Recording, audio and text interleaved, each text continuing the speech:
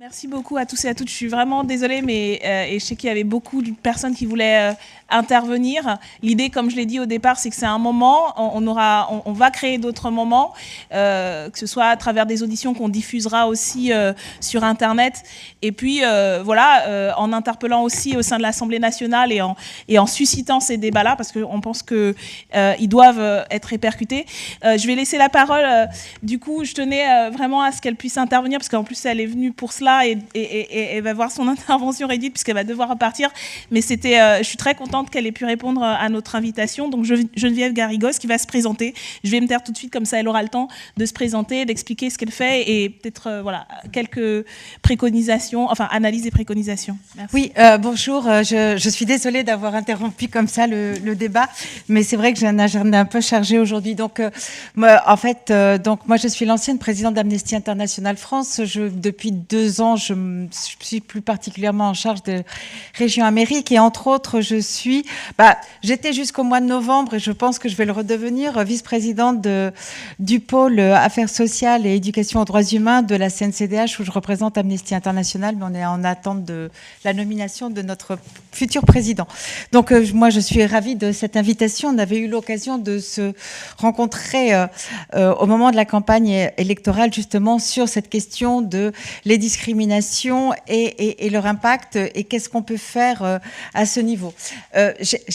J'ai pas beaucoup de temps. En plus, je pense que vous avez encore des choses à vous dire. Moi, je voudrais rappeler, je vais revenir sur des questions qui sont peut-être plus générales et plus théoriques que ce que nous avons entendu là. Mais d'abord, ce qui me semble très, très important, c'est que de rappeler, et on était dans le 70e anniversaire de la Déclaration des droits humains, très souvent, on nous parle de l'universalisme qui est remis en cause, du relativisme qu'on voudrait toujours réduire à une notion culturelle. Or, quand on parle de discrimination, on est bien en train de parler de relativisme, parce que qui dit discrimination dit inégalité d'accès aux droits et à la dignité. Et ce sont les fondements même du droit international aux droits humains qui est mis en cause. Et c'est pas pour rien que cette lutte contre les discriminations est inscrite aussi bien dans la Déclaration universelle des droits de l'homme, dans la Convention européenne des droits de l'homme, dans son article 14, dans la Charte des droits de l'homme de l'Union européenne, dans les articles 20 et 21. Il y a une convention spécifique contre le racisme et les discriminations avec un comité des Nations Unies. Et cette année, ce sera le 40e anniversaire de la Convention contre les discriminations aux femmes, justement, qui est, après la Déclaration universelle des droits de l'homme, le second traité le plus ratifié au niveau des Nations Unies. Donc, on voit qu'il y a des outils. Par contre, face à ces outils, on voit très bien que de plus en plus, il y a des discriminations qui s'inscrivent et ces discriminations sont souvent très ancrées. Alors, on n'a pas encore le rapport 2018 pour l'année 2018 de la CNCDH, puisqu'elle est la rapporteuse. CNCDH, c'est l'autorité indépendante rapporteuse sur les questions justement de racisme, antisémitisme, xénophobie. Tout simplement parce qu'on n'a pas encore de président, ça fait des mois qu'on attend, donc dès qu'on l'aura, on pourra le publier. Ce qui est bien dommage parce que justement, on entend beaucoup de chiffres qui sont donnés. Il y a une véritable difficulté en France pour avoir des chiffres. Par contre, je voudrais vous donner quelques éléments de réflexion justement par rapport à la situation en France sur la question des discriminations. Et c'est notamment la CNCDH dans son rapport. Au-delà des informations qui sont communiquées par les différentes associations, la justice et autres sur les agressions, les insultes et les menaces, les violences, il y a ce qu'on appelle l'indice de tolérance. L'indice de tolérance, c'est un indice qui définit, en fait, qui essaye de définir, et ça fait plusieurs années qu'on le mène, la tolérance de la société française, justement, aux différentes, je ne vais pas parler de minorités, mais à des groupes de personnes. Et sont référencés notamment les Roms, les musulmans, les Maghrébins, les Noirs et les Juifs. C'est les catégories sur lesquelles les Français, les personnes vivant en France sont interrogées. Et l'indice en 2017 était de 64 sur 100. Et la première chose, c'est que les personnes, la communauté, en tous les cas, qui est le plus rejetés, parce qu'à ce niveau-là, c'est du rejet, ce sont les Roms qui ont perdu 2% en 2017 par rapport à l'année précédente. Très loin devant, puis il y a les musulmans à 61% en fait, les Maghrébins 72%, et c'est étonnant parce qu'on voit bien qu'il y a une différence qui est faite entre les musulmans et les Maghrébins. Les Noirs qui ont perdu eux aussi 3 points à 78, au même niveau que les Juifs. Et pourquoi c'est intéressant cet indice? Parce que ça nous permet d'avoir sur une période assez longue, justement, les évolutions. Il faut savoir que là, on est pratiquement à un palier, 64. On se retrouve au niveau où on était en 2009. On était à 66. Et le palier le plus bas, ça a été en 2013, avec un niveau de 54.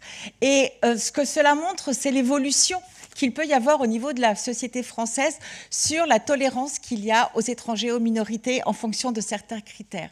Cet indice de tolérance est très différent et il n'a pas de corrélation justement avec les agressions et les menaces. Et ce que l'on voit, c'est que d'un côté, il y a la perception, l'opinion, comment on intègre les personnes en fait dans l'espace français et ceux qui vont agresser, menacer et commettre des violences. D'autant que souvent ce sont des mêmes personnes et les actes de violence, de toute façon on a beaucoup de mal à les identifier. Et la raison, elle est liée au fait que cette tolérance, elle est en lien direct avec l'action du politique, avec la relation au politique. Elle est en lien avec l'ethnocentrisme, c'est-à-dire que la hiérarchisation qui est donnée à l'instant T, et cette hiérarchisation des différents groupes dans la société évolue en fonction du temps. Elle est aussi en lien avec le vécu que l'on peut avoir de la crise économique, et donc ce sont différents facteurs qui vont interférer. Il y a un élément, et je vais revenir sur les Roms, il y a, quand on prend justement la question des Roms, ce qui était très intéressant, c'est que en 2014, on avait un indice, ce qui est un autre des indices qui sont étudiés, ce sont des grosses études qui sont faites chaque année par la CNCDH et avec des universitaires. Eh bien, c'était par rapport, on interrogeait les Français sur la capacité d'intégration des Roms. En 2014, eh bien, c'était à 51% des personnes qui étaient donc dans ce panel qui considéraient que les Roms pouvaient facilement s'intégrer. On sortait d'une période, je le rappelle, où on avait eu des attaques extrêmement fortes. Quand je parlais du politique, notamment, je me souviens très bien d'un Premier ministre qui avait remis en cause leur capacité en fait, avait mis en avant le fait qu'ils étaient destinés à rentrer chez eux, on ne sait pas très bien où c'était chez eux d'ailleurs, et à rentrer chez eux parce qu'ils ne pouvaient pas s'intégrer pour des questions culturelles dans la société française. Donc on voit, c'était une période aussi où on a vu des images extrêmement violentes, et là on voit bien l'impact justement de l'audiovisuel, où on voyait ces compagnies de CRS ou de la BAC qui au petit matin allaient avec des bulldozers déloger. Et automatiquement, il y a dans l'esprit de celui qui est derrière son téléviseur, si les forces de l'ordre qui sont censées me protéger, moi, agissent comme ça avec ces personnes, c'est que ces personnes ont fait quelque chose de mal, donc ce que l'on fait est légitime. Et donc, le discours politique avec les faits, avec la répression policière, viennent renforcer cet état-là. Ce qui est très intéressant, c'est que 2015, c'est les attentats, c'est l'état d'urgence, ce ne sont plus les Roms qui sont mis en avant, dans cette construction nationale où on va rejeter des communautés en fonction des moments. Là, ça va être les musulmans et justement les maghrébins. Et là, qu'est-ce qu'on voit? D'un coup, on passe de 51 à 77% des personnes qui pensent que les Roms peuvent s'intégrer dans la société. Et c'est un saut énorme. C'est-à-dire qu'en termes de statistiques, quand on est à 2-3 points, OK, on peut se dire c'est une tendance, c'est une évolution, il faut voir. 20 points, c'est énorme. C'est pratiquement 40% d'augmentation. Et ça a été tout le fait que tout d'un coup, on n'a plus parlé des Roms. On n'a plus vu les Roms qui se faisaient expulser. On les a plus vus se faire détruire. On n'a plus entendu de discours. Et là aussi, il faut voir, c'est le rôle de la société civile et des organisations qui ont créé de plus en plus d'événements pour mettre en avant, pour avoir une vision positive. On a passé aussi dans les médias, dans les réseaux sociaux, des expériences réussies. Et tout d'un coup, ce groupe de personnes dans la société française qui était considéré à la fois d'un point de vue biologique, parce que vraiment inférieur racisés, mais vraiment d'une façon très, très importante, inférieure, avec des images, des discours discriminants, stigmatisants extrêmement forts, voleurs, à tous les niveaux, pour les enfants, la mendicité, etc. Tout d'un coup, ils ont changé de statut et on a vu une autre communauté qui elle est passée devant et c'est elle qui a beaucoup souffert justement de cette mise en avant. Voilà, je prends encore deux. Voilà. La deuxième question, et ça c'est sur le... Et donc on voit bien toutes les constructions politiques et le lien qu'il peut y avoir. Et c'est pour ça que quand on parle, le premier aspect quand on parle de discrimination, c'est on a des lois, c'est des lois qui devraient s'appliquer à tous et à toutes et qui ne le sont pas. C'est la première strate, je dirais, en termes de discrimination, c'est celle pour laquelle on va saisir le défenseur des droits. Il y a la deuxième strate où les lois ne sont pas les mêmes pour tout le monde, où elles n'intègrent pas, et dans la table précédente, c'était d'ailleurs assez bien appliqué. Parfois, il y a des angles morts, il y a des espaces vides, où soit qu'on n'a pas vu, soit qu'ils sont volontaires, qui permettent de générer des discriminations. Au niveau c'est pas racial, c'est au niveau des religions. Amnesty International, nous, on a beaucoup travaillé sur la question justement des discriminations à l'encontre des musulmans pour deux aspects. C'est parce que depuis 2002, nous travaillons beaucoup sur tout ce qui est loi antiterroriste. Moi-même, j'ai été responsable de campagne sur tout ce qui a été justement la Guantanamo, les centres secrets de la CIA, toutes ces questions-là. Et on a vu comment les discriminations, les lois antiterroristes ont visé pour beaucoup spécifiquement justement les musulmans et les discours aussi ont visé ces musulmans. Et en fait, quand on a sorti, nous, un rapport en 2012, on en a peu parlé parce que c'était entre les deux tours des élections et c'était déjà assez difficile. Et on ne voulait pas rajouter justement et stigmatiser les personnes parce que ce que l'on voit aussi, et ça, on peut se souvenir du mariage pour tous, c'est que quand il y a des grands débats sur des sujets qui concernent des communautés ou des groupes de personnes, on peut entraîner justement des réactions extrêmement fortes contre ces personnes, même si le débat est pour du positif. Et donc, il faut faire très, très attention parce qu'il y a des discours très négatifs qui vont s'exprimer et peuvent être très violents. Donc, dans le rapport qu'on sortait en 2012, ce que l'on montrait, nous, c'était un rapport qui ne concernait pas que la France, qui concernait différents États européens. Et ce qu'on dénonçait par rapport justement à la question des discriminations à l'encontre des musulmans, nous avons étudié les aspects de logement, les aspects d'éducation, les aspects d'accès à la santé, et principalement cela, mais aussi à la liberté d'expression. Et la conclusion que nous avions dans ce rapport, c'est que finalement, les discriminations par rapport aux musulmans se sont axées en fait sur elles ont eu pour deux focales principales. La première, et c'est la justification qu'on donne aux discriminations, parce qu'il faut voir comment, on l'a vu, chez les Roms, c'était parce qu'ils étaient inférieurs, ce sont des gens qui volent, etc. Pourquoi les musulmans, comment on justifie? Il y a deux aspects. La première, c'est l'inégalité de genre. Et là, c'est extrêmement violent, parce que quand on entend, on peut se souvenir de ce qui s'est passé à Cologne, etc., on avait l'impression que jamais les femmes s'étaient fait violer dans l'espace public, autre qu'à Cologne, par des migrants qui étaient plutôt musulmans. On a juste oublié qu'il y a de nombreux festivals où on n'en parle pas parce que ça pourrait nuire d'un point de vue touristique. Mais à chaque fois, c'est de la ségrégation sexiste, c'est les inégalités masculines qui sont en lien avec les vêtements. L'autre, c'est la sécurité. C'est tout ce qui est en lien justement avec ce qui serait une religion à l'idéologie très violente, et c'est ce qui va permettre aussi ces discriminations. Et au-delà du fait qu'on s'est servi justement de cette perception, en tout cas de cette, je ne sais pas comment le dire parce que ce n'est pas une justification, c'est faux. Donc le fait que les femmes, en fonction de leurs vêtements, seraient justement opprimées, puisque c'est de ça dont il s'agissait, eh bien finalement on les discriminait puisqu'il y avait des règlements, il y avait au niveau même, que ce soit au niveau du privé, mais aussi du public, on a vu tous ces débats sur la crèche Babylou, sur les mères accompagnant les enfants dans les sorties scolaires, etc., qui étaient purement discriminatoires. Il faut dire les choses comme elles sont. Eh bien, on a vu ensuite, à partir de 2015, et notamment avec les lois sur le renseignement, sur 2014, loi sur le renseignement, ensuite l'état d'urgence, qu'à la fois la partie vestimentaire était mise en avant justement pour assigner des personnes à résidence, pour permettre des perquisitions de nuit, donc toujours basée sur cette question discriminatoire. Et ce qui a été très grave, et ce qu'on voit encore aujourd'hui, c'est que, et là pour moi on passe à un troisième niveau, c'est-à-dire qu'au-delà du fait que donc il y a des lois qui ne sont pas appliquées pour tous pareil, au-delà du fait qu'il y a des lois qui sont spécifiques et qui vont permettre des lois ou des règlements, des différentes des directives qui vont permettre de discriminer, on voit qu'il y a des lois qui vont restreindre les libertés, comme justement dans le cadre de l'état d'urgence ou aujourd'hui dans les lois anti-casseurs, etc., qui n'obtiennent pas de la résistance qu'elles devraient avoir dans la population parce que derrière, il y a des fondements discriminants. C'est quand on a entendu « oui, mais moi, j'ai rien à me reprocher ».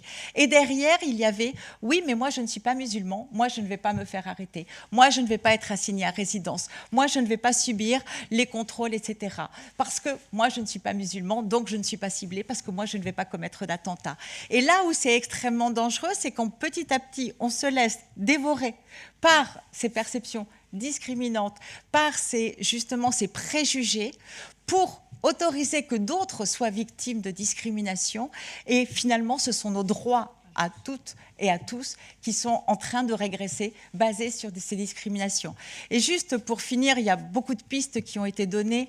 Tout à fait d'accord sur les statistiques. Il faut arrêter de dire que les statistiques, ça va permettre... En fait, on a l'impression qu'en ayant des statistiques, on va montrer que tous les voleurs, tous les violeurs, ce sont des descendants d'immigrés. Il faut arrêter, justement, on va peut-être enfin démontrer le contraire, et ce serait une bonne chose. Mais de toute façon, pour mener des politiques adaptées, il faut pouvoir avoir des chiffres et les suivre. Sinon, on est dans une espèce d'élément où on n'a pas de prise. Mais pour finir... il faut de l'éducation, il faut que la justice soit mieux appliquée, il faut que les fonctionnaires soient mieux formés, il faut que dans les policiers, comme on reçoit aujourd'hui de mieux en mieux les femmes qui ont été victimes d'agressions sexuelles, on puisse recevoir les personnes qui sont victimes de discrimination et d'actes de racisme et qu'on ne mette pas en doute leurs paroles, toutes les plaintes doivent être prises. Tout ça, il y a des mesures qui doivent être prises, mais je pense surtout, et je reviens à la notion de l'universalisme, les droits sont inaliénables, ils sont indivisibles, ils sont universels. Chaque fois que... Vous savez, on parle souvent des petits actes de résistance. Il ne faut pas céder aux petits actes de lâcheté. Et chaque fois qu'il y a des propos discriminants, chaque fois il y a des propos qui, parce qu'une personne appartient à telle ou telle communauté, on va la qualifier de tel ou tel propos, ce que l'on fait, c'est laisser ramper et augmenter la stigmatisation, les préjugés. Et derrière, ce sont les discriminations. Et quand on autorise des violations des droits, quand on autorise des discriminations pour une toute petite catégorie des personnes, on a commencé avec les Roms très fortement, et bien au final, c'est nous tous qui allons perdre. Et donc, il faut se battre sur toutes les discriminations. Et il faut, à la place des petits actes de lâcheté, ayant tous des petits actes de résistance et de courage. Merci beaucoup. Merci. Je suis désolée. Merci beaucoup. Voilà, elle devait partir à 16h, du coup, elle nous a vraiment...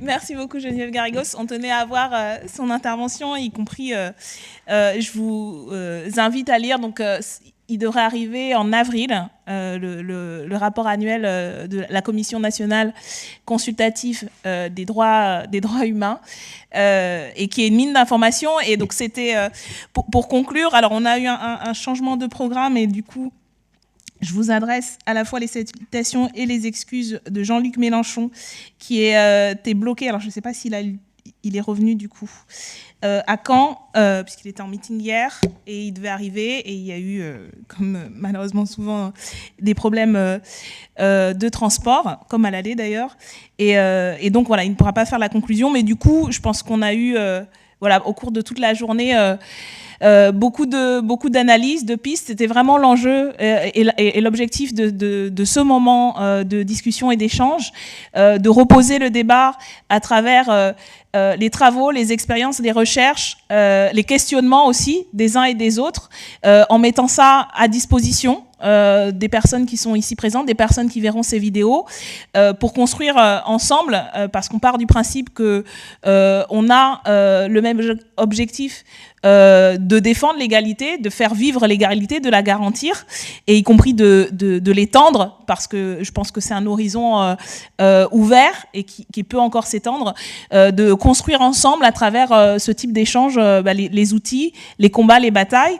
Et donc on est très heureux et heureuse d'avoir pu contribuer à ça. Je remercie bien évidemment toutes les équipes, donc notamment mon équipe des présents que vous avez vu, Christophe s'occuper de la technique, Brune la répartition de la parole, Elodie, Anaïs, Amina qui est pour le groupe qui a filmé tout ça. Merci beaucoup. Ça a été des fois souvent acrobatique pour organiser tout ça, mais on y est arrivé et c'est grâce à vous tous, vous toutes.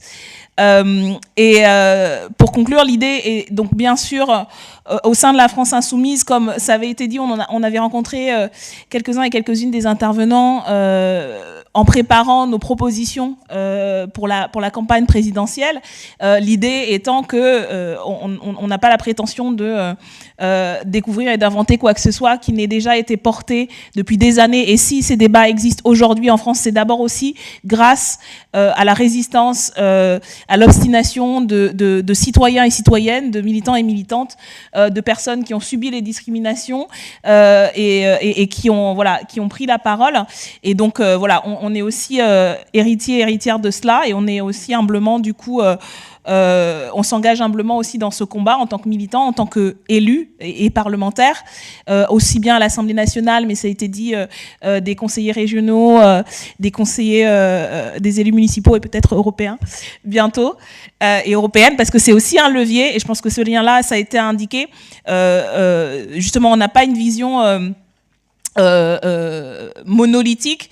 Il y a des instruments au niveau européen qui ont fait avancer le droit et l'égalité, et nous on compte bien s'en saisir et justement niveler par le haut et faire en sorte d'avancer sur tous les domaines de la lutte contre les discriminations, en mutualisant tout ce qui se fait. Et il y a des combats qui se font, je voudrais terminer là-dessus, des petites batailles qui sont gagnées à des plus grandes. Tout ça, ça existe, et c'est important de se le rappeler dans un moment où c'est parfois lourd, et voilà, on a l'impression qu'on est seul. Un des enjeux de ces débats, de ces échanges, c'était de montrer que on n'est pas seul à faire ce combat. Nous, souvent à l'Assemblée nationale, y compris à 17, sur plein de questions, notamment sur celle-là, mais sur plein, on a l'impression d'être tout seul dans la tranchée. Mais on sait aussi, et ça c'est l'expérience de ces 20 mois, pas toujours simple, que cette parole, elle est entendue, et ça compte. Et ça compte de parler, de prendre la parole, d'exiger, d'interpeller, pour que les principes, les valeurs qui sont notre objectif politique en termes d'émancipation de toute la société, soient une actualité, pas simplement on attend l'horizon futur, mais soit aussi une actualité. C'est tous ces combats-là qui renforcent notre lutte commune. Voilà, je vais m'arrêter là en vous remerciant encore beaucoup d'avoir été présents et présentes. Je crois la plupart étaient là depuis ce matin. C'était très dense. On diffusera du coup sur les réseaux sociaux, notamment de la France Insoumise, des députés, les différentes vidéos. Voilà, donc vous pourrez les retrouver. Et vous avez aussi peut-être les contacts de l'équipe thématique. Je crois qu'il y a encore des camarades qui sont présents, l'équipe thématique sur le racisme et les discriminations au sein du mouvement de la France Insoumise. N'hésitez pas à prendre contact, vous allez sur le site, et donc il y a Nathalie notamment qui est présente, et donc on fait ce travail-là aussi au sein du mouvement. Vous avez des syndicalistes qui sont présents et présentes, et je pense qu'ils sont aussi ouverts à tous les renforts. Merci à vous, et puis à bientôt.